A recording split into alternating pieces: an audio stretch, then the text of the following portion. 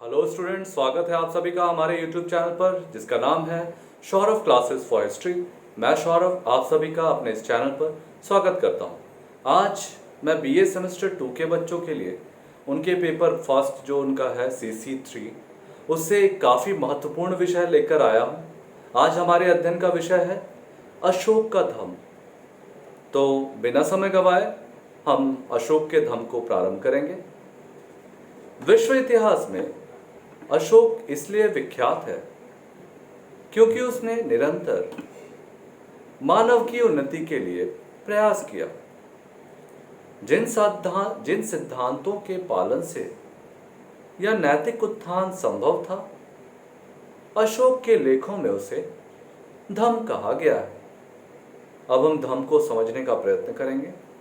अशोक के दूसरे तथा सातवें स्तंभ लेखों में धम्म की व्याख्या इस प्रकार से की गई है। धम्म है साधुता, बहुत से कल्याणकारी कार्य करना, पाप रहित होना, मृदुता, दूसरों के प्रति व्यवहार में मधुरता, दया, दान तथा सुचिता। आगे कहा गया है कि प्राणियों का वध ना करना, जीव हिंसा नहीं करना, माता पिता तथा बड़ों की आज्ञा को मानना, गुरुजनों के प्रति आदर, मित्र, परिचितों, संबंधियों, ब्राह्मणों के साथ उचित व्यवहार करना तथा दासों के साथ भी अच्छा बर्ताव करना। अशोक के तीसरे शिलालेख में अल्प व्यय और अल्प संग्रह को भी धम्म का आवश्यक अंग माना गया है। अशोक ने न केवल धम्म की व्याख्या की, वरन उसने धम्म की प्रगति के बाधक पाप की भी व्याख्या की है। चंडता, निष्ठुरता, क्रोध, मान और ईर्ष्या पाप के लक्षण हैं। प्रत्येक व्यक्ति को इससे बचना चाहिए। अशोक ने नित्य आत्म परीक्षण पर बल दिया। मनुष्य हमेशा अपने द्वारा किए गए अच्छे कार्यों को ही देखता है। वह कभी नहीं देखता कि उसने क्या पाप किया है। व्यक्ति को देखना चाहिए कि ये मनोवियोग जिसमें चंडता, निष्ठुरता, क्रोध, मान, ईर्ष्या आदि व्यक्ति को पाप की ओर ना ले जाए और उसे भ्रष्ट ना करे। अशोक धम्म के सिद्धांतों का अनुशीलन करने से इस संबंध में कोई संदेह नहीं रह जाता कि यह एक सर्वसाधारण का धम्म है जिसकी मूलभूत मान्यताएं सभी संप्रदायों में मान्य है और जो देश काल की समस्याओं में आबद्ध नहीं है। किसी पाखंड या संप्रदाय का इसमें विरोध नहीं हो सकता। अशोक के साम्राज्य में अनेक संप्रदाय को मानने वाले लोग थे और हो सकता है कि उनमें थोड़ा बहुत विरोध और प्रतिद्वंदिता के भाव भी रहे हों। उसने सभी धर्मों में सामंजस्य स्थापित करने का प्रयास किया। इसके लिए सदाचार के नियमों पर जोर दिया। 12वें शिलालेख में अशोक ने धम्म के लिए सार वृद्धि पर, धर्म की सार वृद्धि पर जोर दिया, अर्थात एक धर्म संप्रदाय वाले दूसरे संप्रदाय के सिद्धांतों के विषय में जानकारी प्राप्त करें। इससे धर्मसार में वृद्धि होगी। इसमें कोई संदेह नहीं है कि अशोक बौद्ध धर्म का अनुयायी था। सभी बौद्ध ग्रंथ अशोक को बौद्ध धर्म का अनुयायी बताते हैं। अशोक के बौद्ध होने का सबल प्रमाण उसके अभिलेख हैं। हमें अशोक के व्यक्तिगत धर्म और अभिलेखों में दिए धम्म में स्पष्ट भेद करना चाहिए।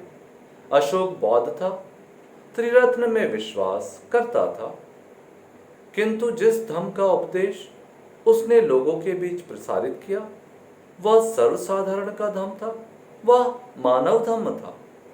शिलाओं और स्तंभों पर अंकित लेखों के अनुशीलन से हम इस निष्कर्ष पर पहुंचते हैं कि अशोक का धम्म व्यवहारिक, फल मूलक और अत्यधिक मानवीय था।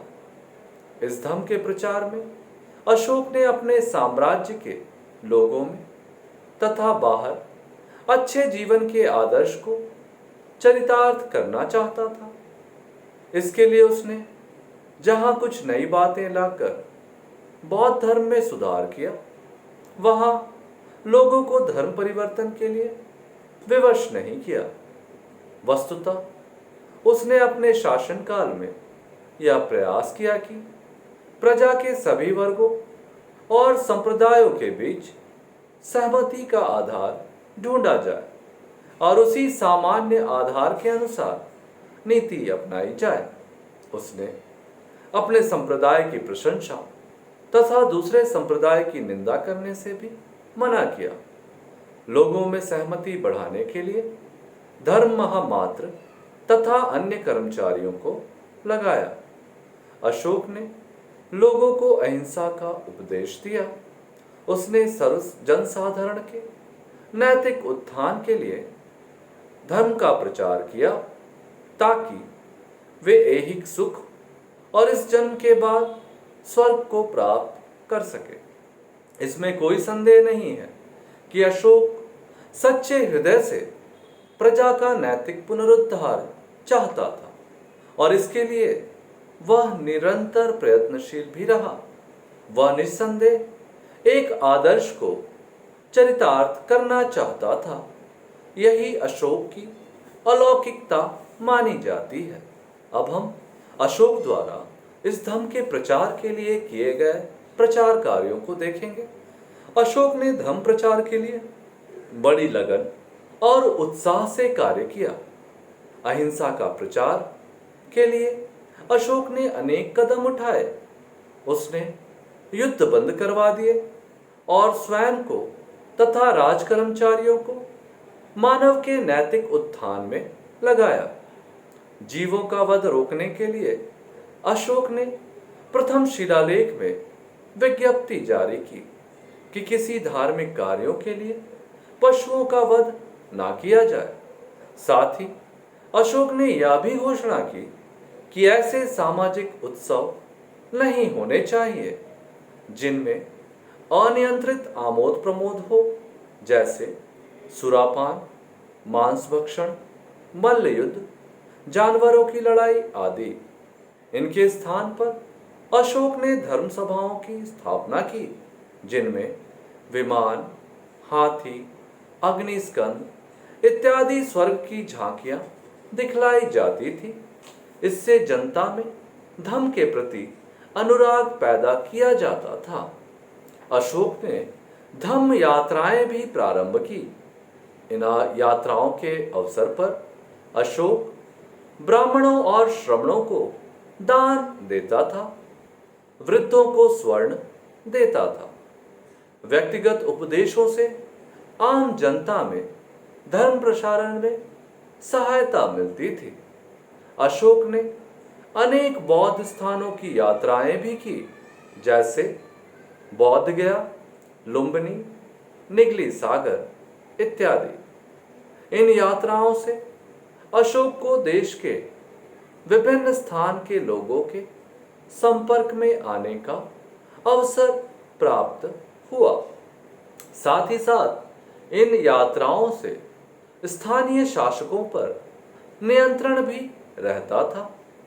अशोक ने राज्य के कर्मचारियों को या राजकों को प्रति 5 वर्ष पर धर्म प्रचार हेतु यात्रा पर भेजा।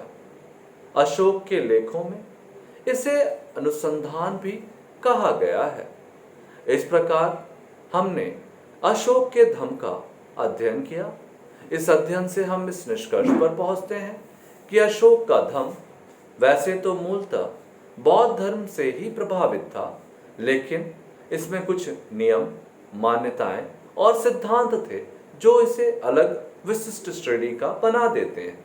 इसने अपने धम्म के प्रचार के लिए निरंतर कार्य किया, जनता में अनुराग की भावना पैदा की, जनता को धम्म के प्रति आकर्षित किया।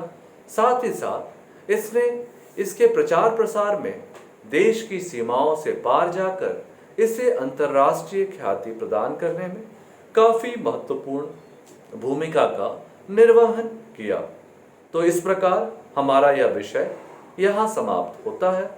हम उम्मीद करते हैं कि आपको यह विषय काफी सहजता से समझ में आ गया होगा। यदि इसके बावजूद आपको कोई समस्या या कोई सुझाव हो तो हमें हमारे कमेंट में लिखकर भेज सकते हैं। हम आपको यथाशीघ्र उसका समाधान करने का प्रयत्न करेंगे। तो आज के लिए बस इतना ही। हम कल फिर मिल लेते हैं एक नए क्लास के साथ, एक नए विषय के साथ। तब तक के लिए धन्यवाद। घर पर रहें, सुरक्षित रहें और पढ़ते रहें। इसी मूल मंत्र के साथ मैं आपसे अलविदा चाहूँगा। हम कल मिलते हैं। धन्यवाद।